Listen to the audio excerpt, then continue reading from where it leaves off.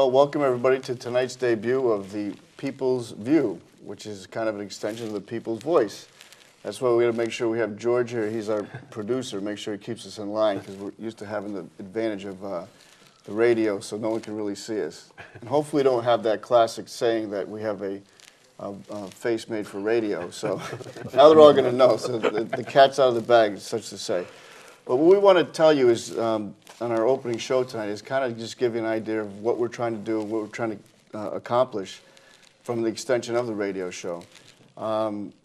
During the radio show, we covered pretty much the same topics we're going to cover here, as far as the subject matter that'll probably change. But we're going to try to keep you up to date with city issues, with state issues, and of course with national issues, especially now with the election coming up. So there's a lot of great capabilities. It's an unbelievable studio. One of the capabilities they have is Skype. So we're going to try to get as many of the presidential candidates as we can.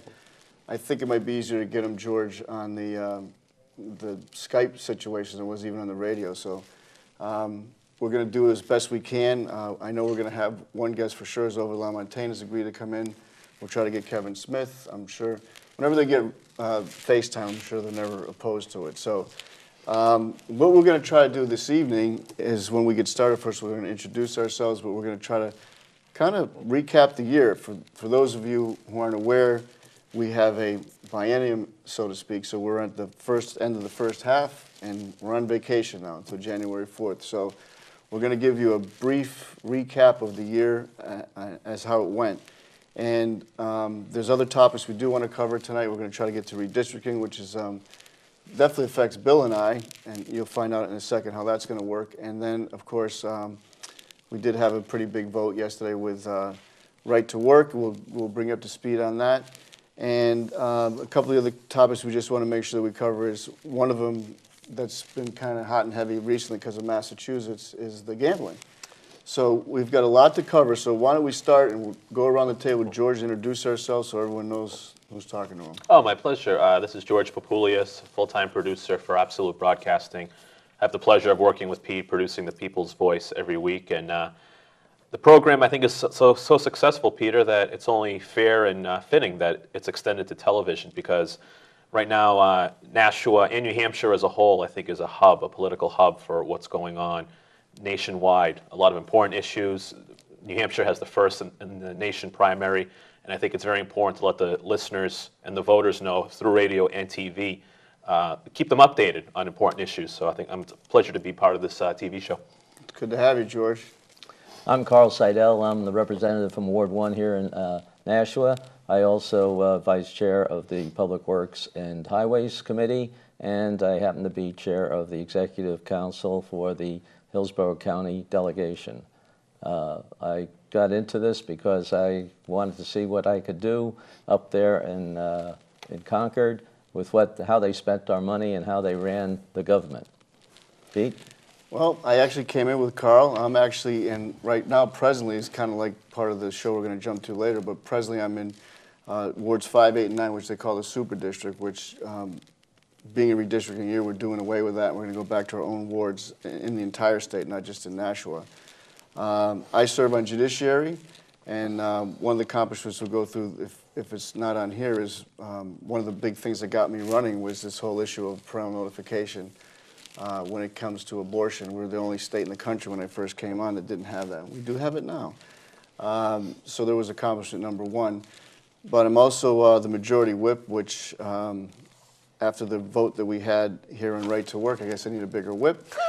We'll be discussing that at length more. But it's been a pleasure working with these guys, and especially Bill coming up as a freshman this year. He really worked his tail off and did a great job.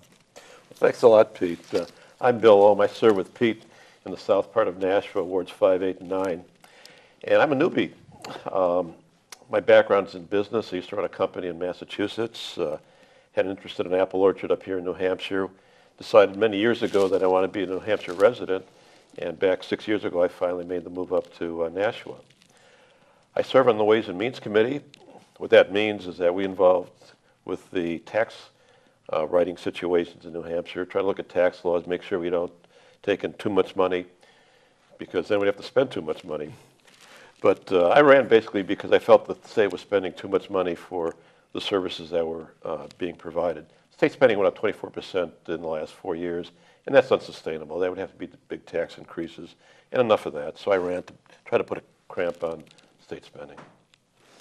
Well, now you know who we are, which we're going to also do, I should say, for people who aren't aware, there's 26 reps, well, there'll be 26 reps this coming 27? season.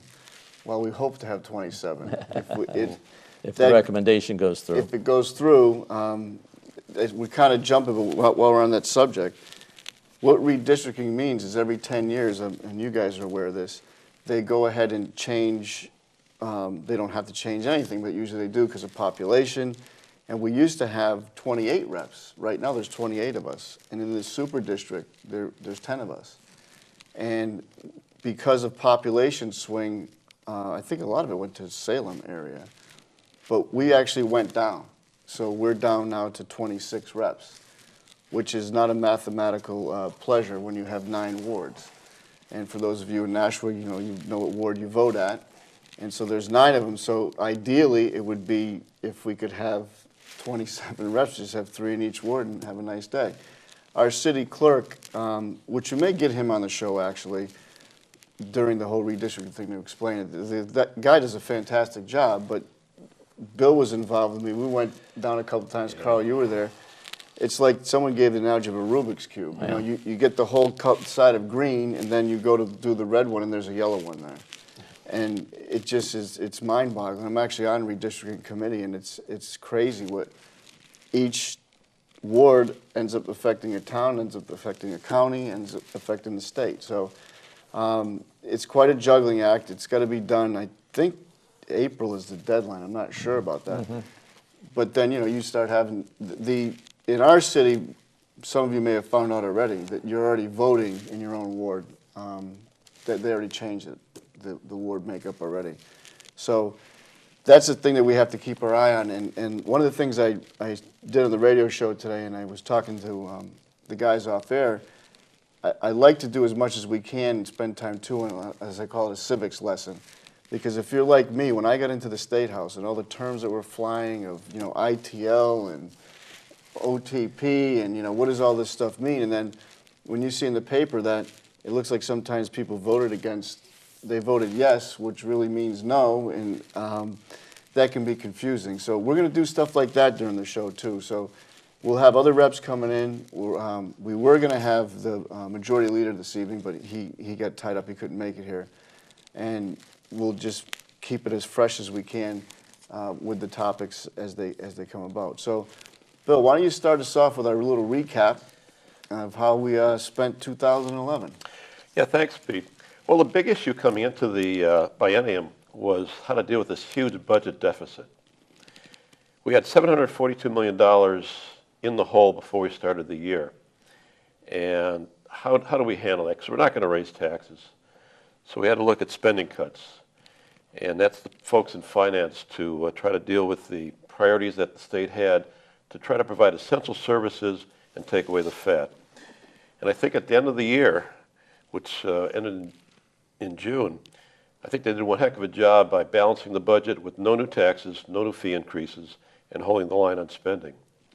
And the reason that it was so difficult was that over the past 4 years, state spending went up 24%.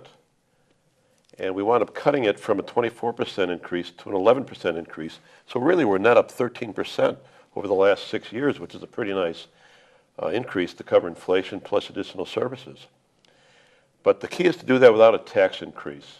And I serve on the Ways and Means Committee, which is the tax writing committee. And we were just unified that said, look, we promised the voters that we're not going to increase taxes. Our job is to manage your money. And you trust us to manage that money responsibly.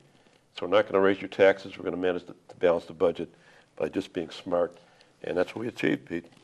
And I know I heard terms being thrown around, which people would think this is common sense, but it really doesn't apply to government always.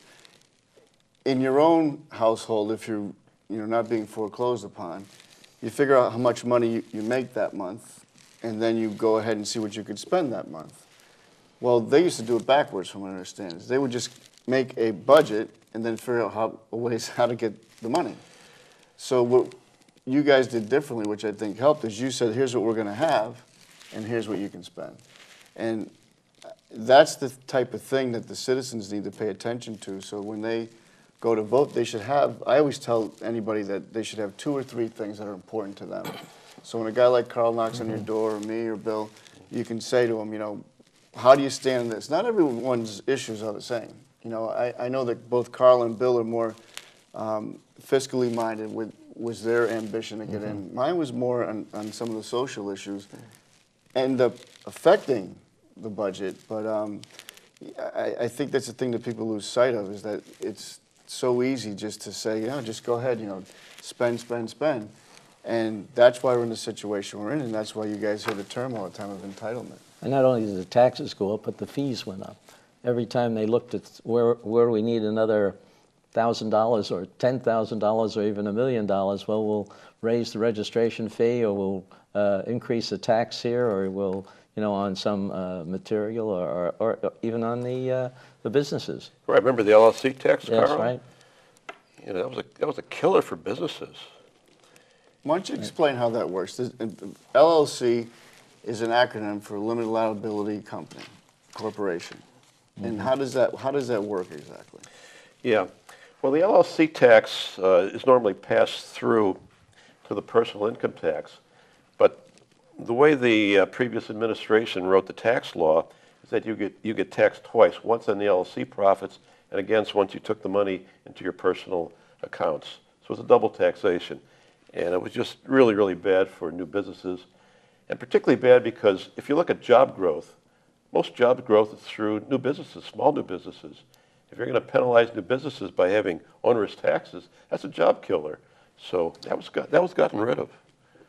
The other crazy tax that was put on there, Pete, was this gambling tax. You know, we got this gambling bill coming up, but you know, at the last minute, without any public hearings, the previous Ways and Means Committee threw on a 10% tax on lottery winnings. So we heard from our lottery director, Charlie McIntyre, that normally people come in with $1 million ticket, you know, they'd be all happy and say, wow, $1 million check, and, you know. But now they come in, $1 million. Oh, by the way, Mr. Lottery winner, you got to take $100,000 out for this 10% gambling tax that we just passed. I said, what? Yeah, you got to take $100,000 out. So this $1 million you won, oh, it's only $900,000. And Charlie would tell us, you know, people would go away mad after winning $1 million because they got hosed with this 10% tax out of the blue. So we got rid of that. And we also passed, a number of other tax cuts, but the money's not there to fund them, so we just put them on the table. If the money comes in through higher revenue, which we hope will happen eventually, we can do more tax cuts. But I think all of us would agree that the whole key to growing jobs in this country, in this state, and in our city of Nashua, is to stop the tax increases and ideally lower taxes, promote job growth. Now, Carl, you know a thing I wanted to ask you, because I finally used it, of a tax or a fee that I'm not sure why we didn't do. Why isn't there a toll at the new airport? Well, that's a long story, but it goes back several years when they started planning that road. Most of our roads are planned probably 10 years before they actually get started.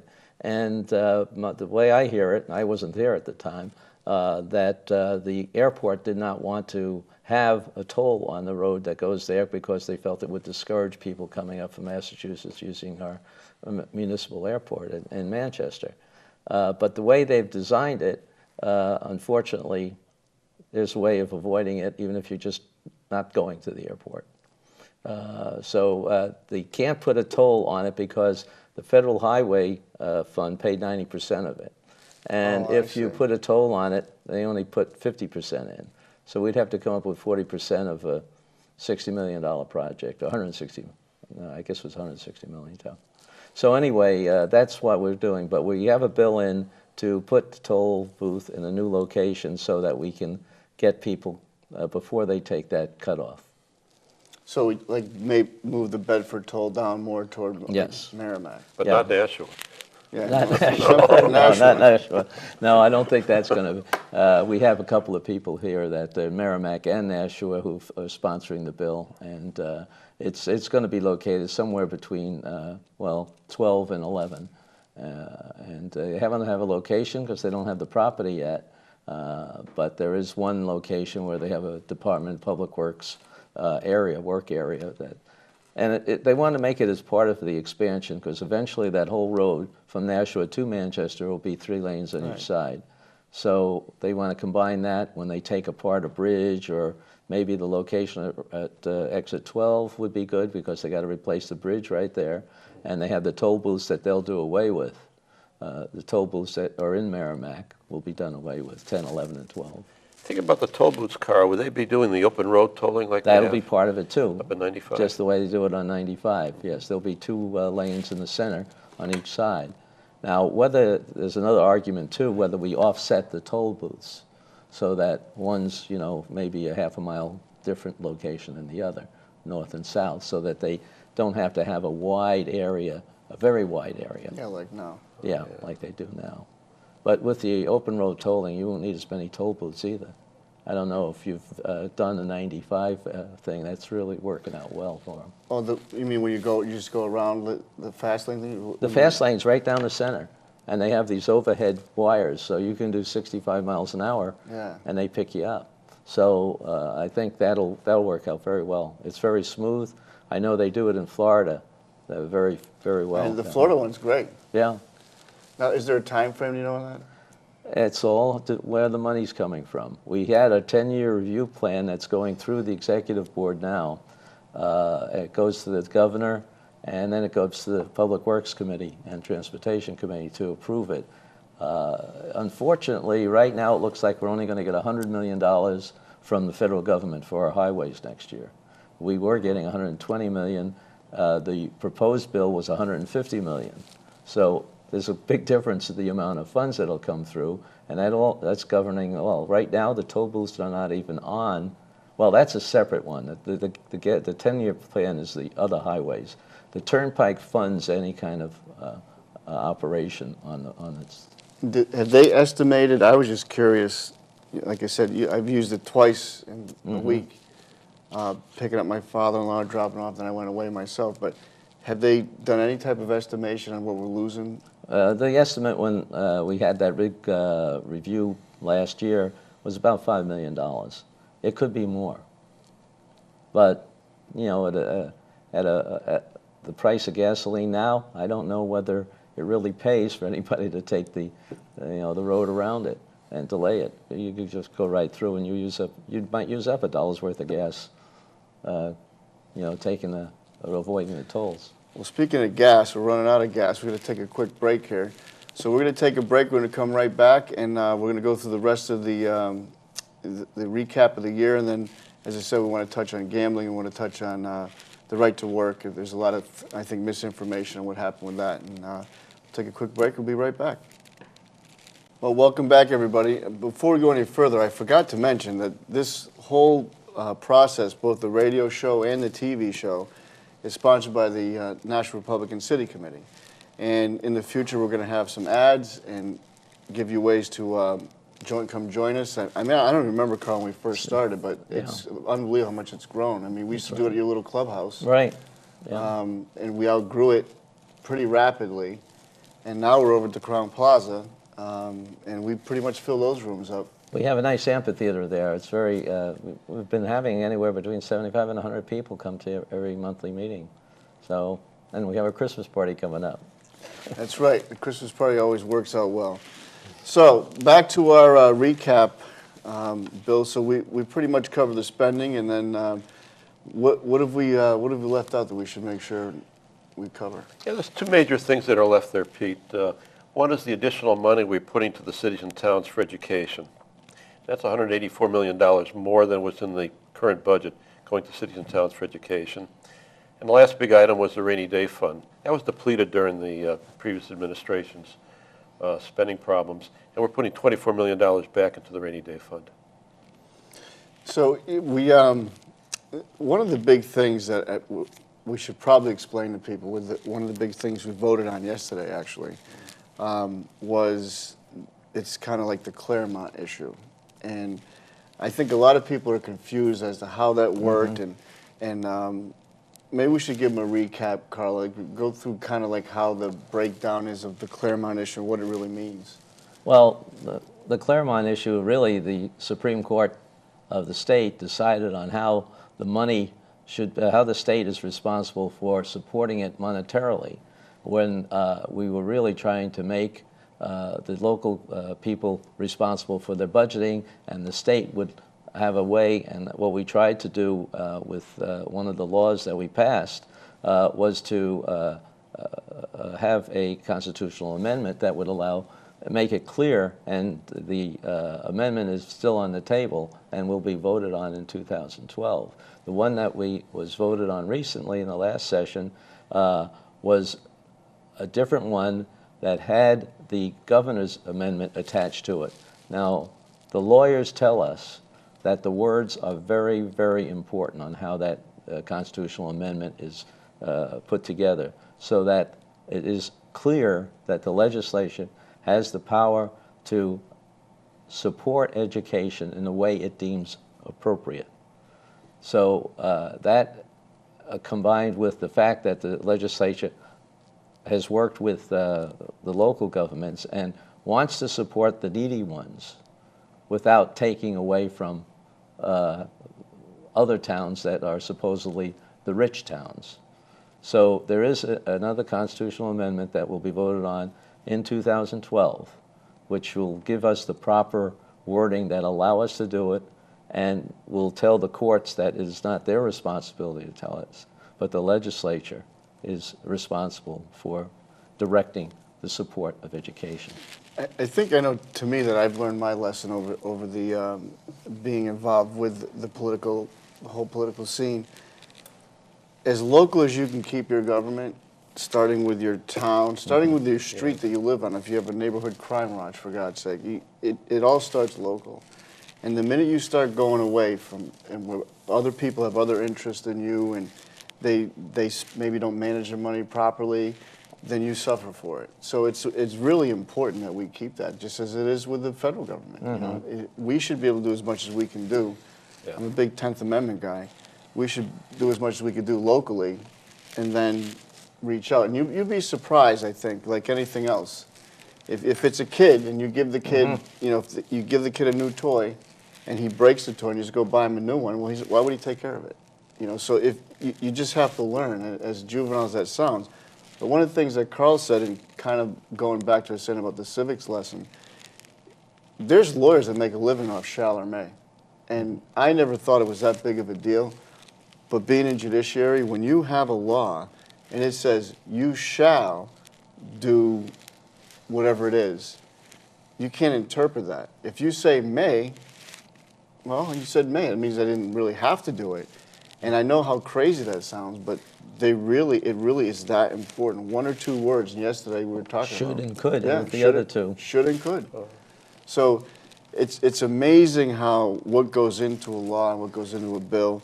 And I think that's the other thing that I'm so amazed with our state, that we don't have staff. You know, how many people in legislative office? Oh, you mean the support services? staff? Yeah. There's probably 14 to 16 people total, which is in legislative research and the lawyers that actually write the final bills for us. So that's in proper legislative language. And we have how many bills coming up? Oh, we have 780 bills coming up next year, plus the ones that were retained for this year. And in 2011, we started with over 1,000 bills. Yeah, over 1,000. So there's 14 to 16 people handling all those bills. And that's why I say to people, and I'm not, you know, I wish I didn't have to say this, but it's almost impossible to pass a bill the very first time out of the chute, because somebody misses something. Even if it's written perfectly, which they don't make mistakes in the writing usually, but there's just so much that can happen when you'll start going through these committee hearings. And I encourage all the people out there to take a trip sometime to Concord and actually go watch and see what takes place. And all these things that we're mentioning, like what Carl's talking about over the process with the whole new highway and everything. When you have bills like that, it starts in a hearing. Somebody comes up with the idea. It goes to the hearing. If it passes the hearing, it goes to the House floor. After it passes the House floor, then the Senate has to vote on it. After the Senate votes on it, then it goes to the governor. And if they change anything, it And they goes can back to change the it, House that's right. to see whether they can go along with what the Senate wrote, or whether they have to go to a committee of conference to work out the wording so that both houses can agree on it. And then it goes to the, I'd like to even know the number. I don't even know this, how many bills ever went from the start to finish unchanged. I can't imagine any did. well, there are probably a few that get on the consent calendar. As some of you may not know, there are some that we group together when they go through committee and have like a 16-0 or 17-2 type of a vote on it, that are put on the consent calendar and don't get discussed at the voting session. It's when they group them together and we vote on a series of them.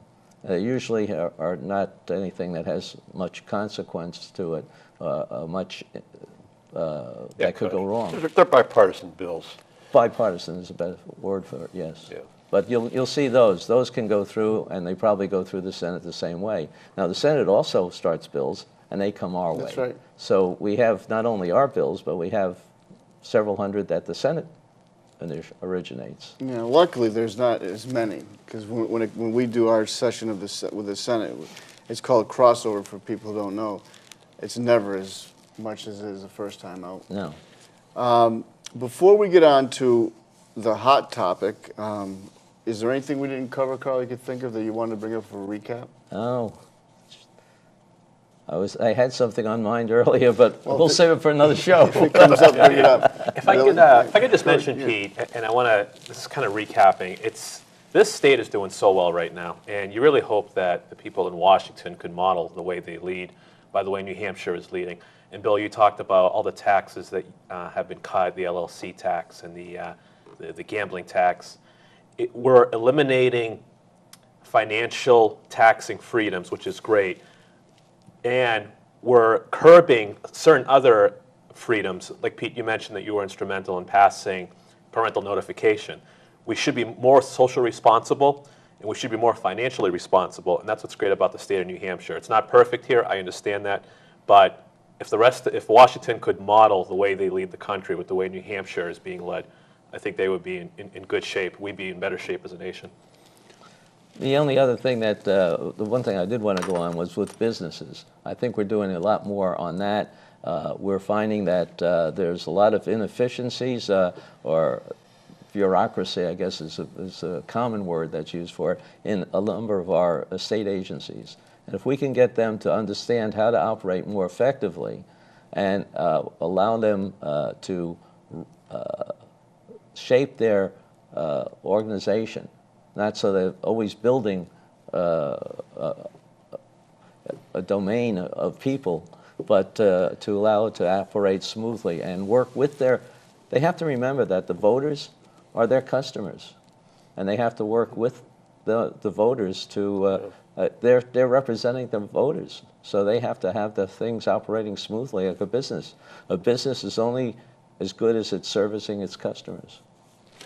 Yeah, thinking about regulations, one of the wise folks told me that if you don't watch the agencies, they're just going to do what they like to do and what they're trained to do, which is to do more and more regulations.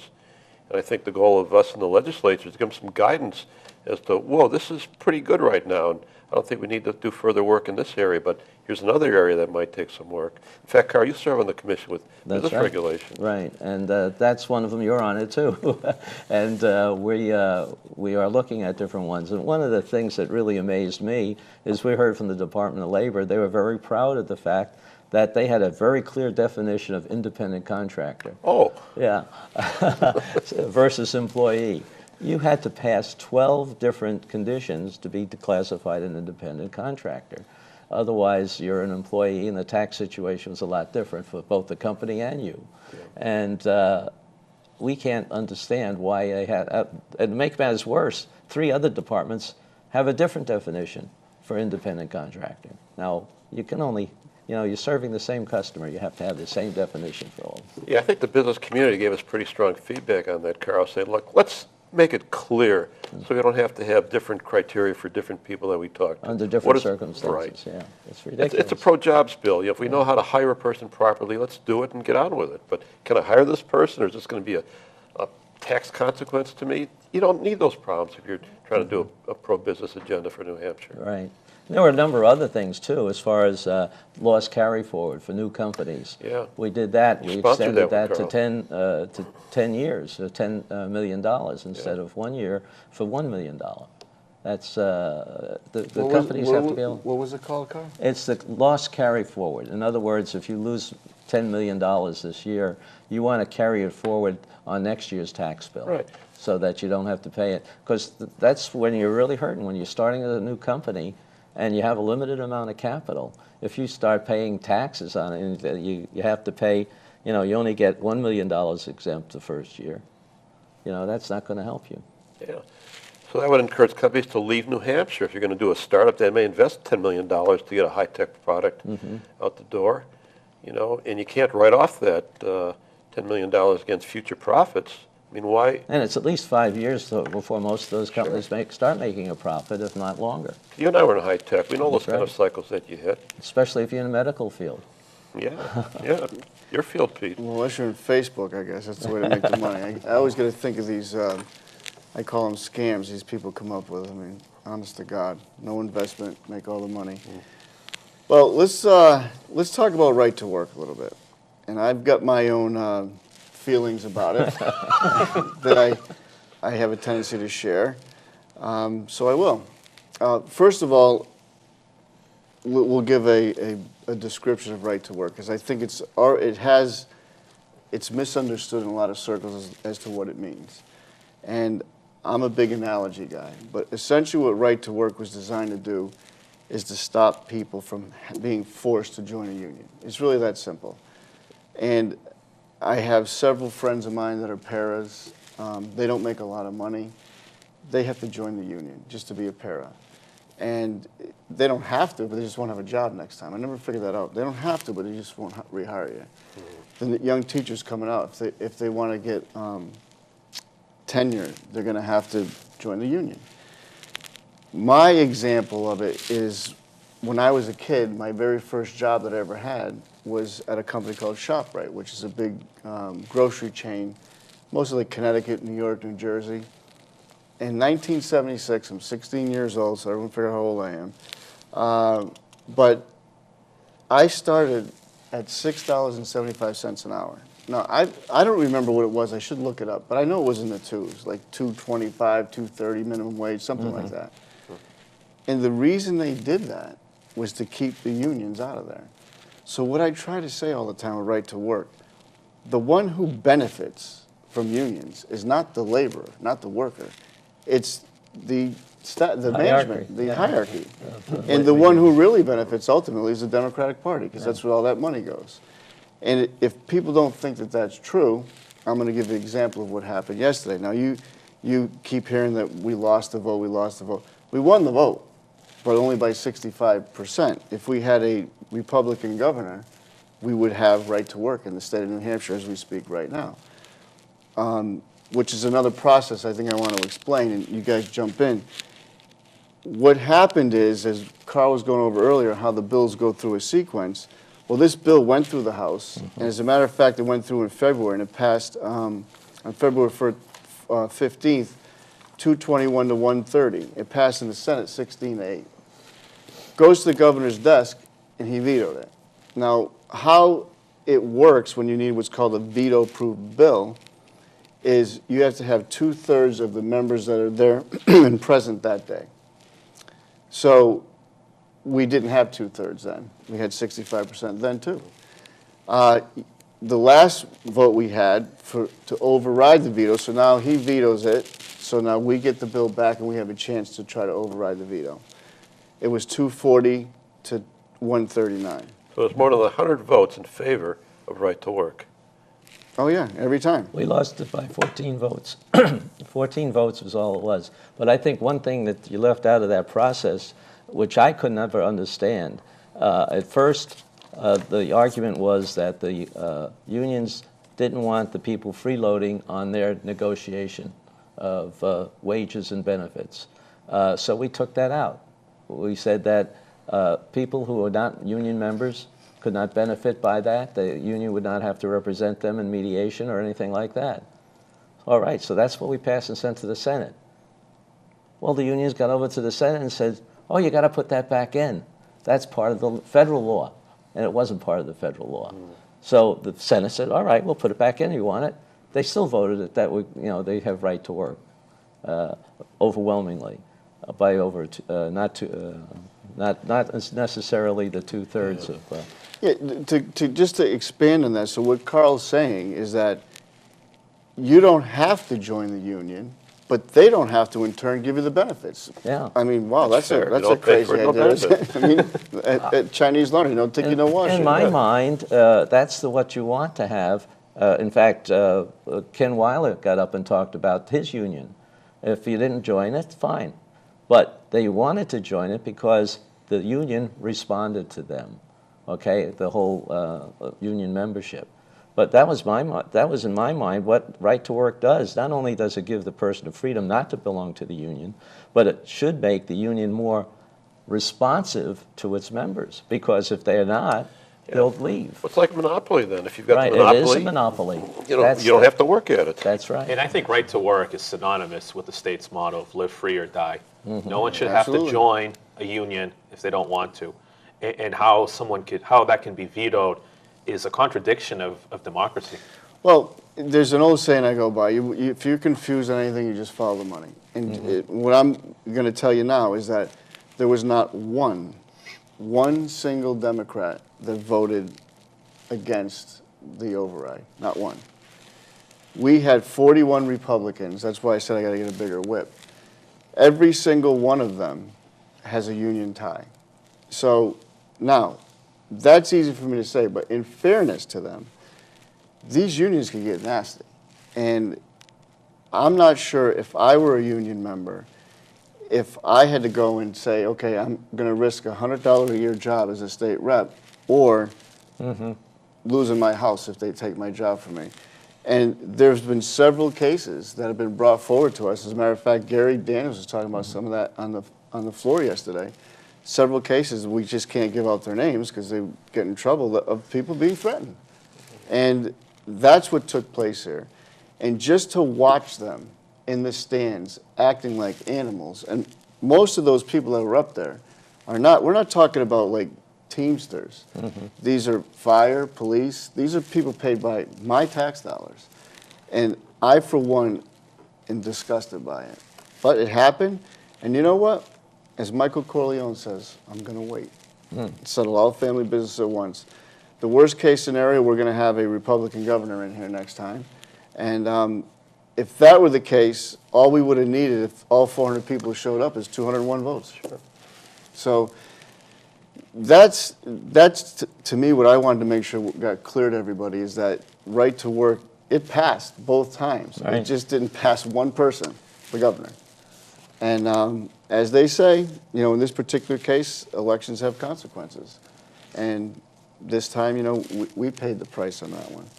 We're going to look to a Supreme Court decision that's coming up, too. There's a case on labor where they actually assess the members an extra amount of money to fund a political push in their state of Washington. And Is that legal? That's what's going to be That's decided. the The Ninth Circuit Court said it was legal, but that's the one. Yeah, it's the left coast court. See, that's the thing too. I say I have a lot of friends that are firemen and police, and my wife has a cousin that's a retired Nashville police officer. There's no doubt these people risk their lives. They take chances that we don't take. Yeah. It's nothing about what they do. It's how do we pay it. And that's the problem with some of these things. When you're allowed to retire in your 40s, and we're paying these huge pensions that go along with it, they were promised these, and that's not Democrat or Republican. The Republicans were in charge when they made the last, the whole retirement system and the labor pension, system. yeah. There's no getting around that. The problem is how do we pay it? And what is it, something like we're on pace for a $6 billion shortfall. So our funding for the pensions. And somebody did the math on that. There's not even 1.5 million people in New Hampshire. So that's almost $9,000 for every living, breathing soul. in the state. Yeah. That's just for pension. So I mean, these are hard decisions. We started out the show by talking about some of the things that were made. There's nobody happy about cutting anything. And if you could just, if it was that prosperous that we could just give everybody everything, then that would be great. But when you do that, look what happened to Rome. And that's what's... Well, we recognize that these workers are good, hardworking workers, and we have no problem with that part of it. It's just that once you have a vote, you can't monopolize it completely forever, because those contracts just continue the same way. You can't, it's very difficult to vote a union out. So you want to be able to allow people to escape from that if they felt that that's what they wanted to do. Pete, it ties back to what you were saying about entitlement. I don't think it's fair for my tax dollars to go to the pension of somebody else. I know if I were a fireman or a policeman, I wouldn't want a 9-to-5 blue-collar worker to be breaking their backs to contribute to my paycheck. And it just, we have to get away from this sense of entitlement like you were discussing earlier in the program. And it's just come to a point now, I mean, you don't have to look very far. You just watch overseas, watch what's happening. They're just ahead of the game on us because they're a lot older than us. And you just get to a point where there's nothing left to give. That gets to our population issue too, Pete, in New Hampshire. We're having an aging population. Many of the younger people who are making contributions to growing New Hampshire or even the state to other areas. So we have fewer people to support the pensions as the population gets older and healthier. I mean, we have great modern medicine, so people live longer, but now you've got to pay these pensions for maybe another 5-10 years than you had budgeted. And the money's not there. So what do? I mean, you got to say, look, we got a problem here, guys. I think we have to say, look, what we promised you and the system, we have to honor. But for the new hires, we just can't afford this old deal anymore. We got to do something different. Well, our people are working hard on that. They brought this senator in from Utah. You were there, I think, Bill, the other day, and they had the same problem, and they actually attacked it very well. I like his phrase. He says, all the actuaries that figure out these pension funds look through a rearview mirror, only what's happening. Yeah. They don't project out the costs for another 10, 20, 30 years, and that's what you have to do. And they've developed a nice process transition from a defined benefit to a defined contribution type of pension system, allowing some people to retain a portion of that as a defined benefit if they wanted to. It sounded like a very good thing. I think our people are looking into the same kind of a process because it's something that limits the funding to the amount that's available. I think they limited it to 10% of the budget, funding for the pensions. That's it. Anything over than that, the employee's going to have to contribute to it. Anything under that, that's necessary, it will reduce the pensioner's contribution. Well, the union thing in general started that you were basically sacrificing pay for benefits. Yeah. And now where it's gotten, they get both. Yeah. So, I just don't understand how anybody that's doing anything else can't have any feelings for my needs. I have 401k. I mean, I lost a lot on that over the past few years that people have done. But there's no one to bail me out. I don't go to my neighbor and say, hey, guess what? I just lost 20 grand. You got to give it to me. So, I mean, it just doesn't work like that in real life. I mean, how you can't see that you can't sustain this path that we're on, it's unsustainable. We have to do something about it. And I think it's, it's starting to happen. Yeah, part of the problem we had, if you look at the history of our pension program, we had a fair amount of money in the program. And you typically say, well, you're going to have good years and bad years. And when you have good years with your investments, you make more money, you build up a little cushion. When you have bad years, well, then you can draw down your cushion. But what happened in our case in New Hampshire was during the good years, instead of putting that money into the kitty, they gave additional benefits that weren't required. So there was no cushion built up. Then during the bad years, when the return got much less than 8%, you run short. And, it just wasn't well managed. Now we have a new pension advisory plan, I guess, that'll try to take care of problems like that. Well, like the fellow from Utah said, they dropped 30% in the value of their pension fund. Yeah. And he says, it doesn't mean that you lost just 30%. You lost the interest on that 30% also that you're getting in subsequent years. So you can't just make it up in the next 2, 3, or 4 years and work you out. It takes you 20 years to work that 30% back to the level. And what gets me is that right to work is not intended to tear unions down. No. It's not intended at all. Mark Mix was saying that, the president of the Right to Work Foundation, when he was on your radio show a few weeks ago. It's just there to give people an option, to let them know, look, you could either join the union if you'd like. If it's not beneficial to you, go your own separate way. It should be in the choice of the individual. The worker would actually make out better. It's the bosses that lose on it. They definitely do, because the money's got to come from somewhere. So if they have to start paying better attention and treating their employees better, they got to get it from somewhere, and that's what they do. Before we run out of time, though, I want to make sure we cover another hot topic that's on the plate, and Bill, you're directly involved in that. That's gambling. Our neighbors to the south beat us to the punch, huh? Yeah, Mass has been talking about it for a long time, and we've been talking about it even longer. But Mass has jumped on this. They struck a deal between the governor and the legislature for 3 casinos and a slot parlor in Massachusetts. One in western Mass, probably in the Palmer-Springfield area. One in southeastern Mass, down the Cape, down near Rhode Island. And then one certainly in Boston. And then a slot parlor somewhere else. So then the question is, what's going to happen to our New Hampshire residents with discretionary money to spend on entertainment? Are they going to be drawn down to maybe 30 miles away from Nashua, going down in the Boston area? You know, it's not going a couple hundred miles to Atlantic City or even 100 miles to Connecticut anymore. It's going to be right at our doorstep with these big highways saying, come on in. Let me ask you guys, when you're campaigning, is it positive feedback for gambling or negative? A little bit of both in my You think case. 50-50? Yeah, well, it's not that major a thing, one way or the other, but the people that do, it's about 50-50. How about you, Bill? I got a little more on the plus side, people I talk to. When I was knocking on doors, I would talk to anybody in the street, and one gentleman, you know, who I got a couple of yard signs from said, look, ask me about gambling. I said, I think we should have, you know, 1 or 2 casinos in New Hampshire. He said, you do? Yeah, I said, I do that. I said, okay, I'll vote for you. So Yeah, it definitely came up with me a lot. And I don't know if it's, you know, obviously you could maybe bring stuff up. Yeah. I know I had it on my on my palm card, but my question is, with this recent thing with Massachusetts, is there been studies done that how that would have? So obviously the plan we put forth, you know, did we have one that was both with Massachusetts and without Massachusetts? yeah, we did. Without Mass, it looked pretty lucrative, about $174 million of net revenue to the state of New Hampshire if we do something and Mass doesn't.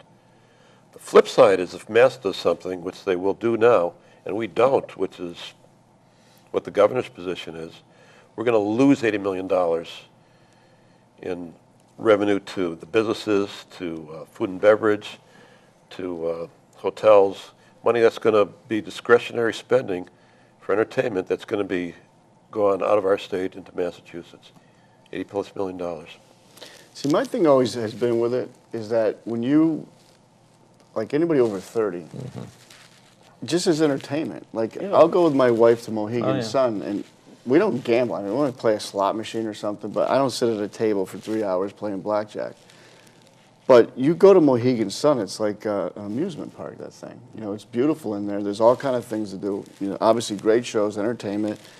The one that I had my interest was the one that would be in Hudson with championship golf course. They're going to try to draw in Resort. Yeah, they proposed a hotel, a golf course, conference center. which we don't have. What a terrific destination. And then you hear the things too. You always hear the story about, well, now you're going to lose money because you're going to have to increase all your benefits for people losing their homes and gambleaholics and all that. My theory on that is, if they go to Massachusetts, if they live here, we're going to pay anyhow. Right. And not get any benefit. Yeah, and we get nothing. I think that my opinion is that I'm not pro-gambling or not anti-gambling, but I want to see a bill written that protects a lot of us, a lot of the things that. Now I understand it's like 28-page addendum to Yeah, it's a long bill. I was on the subcommittee working the bill over the summer, and we tried to scrub it down, try to look at what are the unintended consequences here, one of which was charitable gaming. We get about $8 million a year through charitable gaming that contributes to the various charities in New Hampshire, which some felt would be at risk. In fact, so one of the Democrats on the committee, Representative Butinsky, said, look, we don't want to have charitable gaming take a hit on that, and we should have, as part of our gambling bill, a guarantee that we don't lose any money from charitable gaming from whatever their last baseline was. And we all thought about it and said, yes, that's a good idea. And on a bipartisan basis, we passed this bill through Ways and Means, 14-7, 2-1 vote, bipartisan. And what the bill does in summary is to allow no more than 2 casinos, one now, one 2 years from now. It takes all the money that would be generated from the casinos and says, we're not going to spend a nickel of that money. We're not going to spend any of that money. We're going to put it all toward tax relief, 100% tax relief. So we hope that we get by the governor because we know he's concerned about proliferation. He said, look, one now, one later, and that's it. Maybe one now in the border, Hudson, Salem, and one up in the North Country, where they could really use some economic development. And we said, look, we don't want to, we've committed ourselves to not increase spending. We said we're going to live within a budget, and we'd like to build up the rainy day fund, we'd like to increase jobs, we'd like to take a pro-business agenda, bring companies into New Hampshire. So 100% of the bill is tax relief. And after having worked on the bill now for a couple of months and had testimony from both parties, now the governor comes in and says, oh, I'm going to veto it. I'm going to veto it. Well, why not work with us, Yeah. If you had an issue with it, sit down with us. Well, he did the same thing with the other, but the education thing. Yeah. Came in at the last minute with his opinion. Well, like the saying goes, time flies when you're having fun. It looks like we're running out of time. I want to make sure we just recap with everybody, though. It's the people's view, and it's going to have different air times. We'll figure that out eventually. But listen to us on the radio on Thursdays at 10 a.m. at the People's Voice. And again, we'll bring in various people. We're going to really try to bring in a lot of the candidates for president and do that through their modern technology. And we hope to see you all back here. And if you want to look at the Nashua Republican Committee's website, NashuaGOP.com. .org, I'm sorry, .org. And by the way, People's Voice can be heard on 1590. There That's you right, go. 1590. See, WSAM. Bill, you must have a plug. I love your show, Pete. Hey, thanks, everybody. Have a great night, and we'll see you next week. Take care. Take care.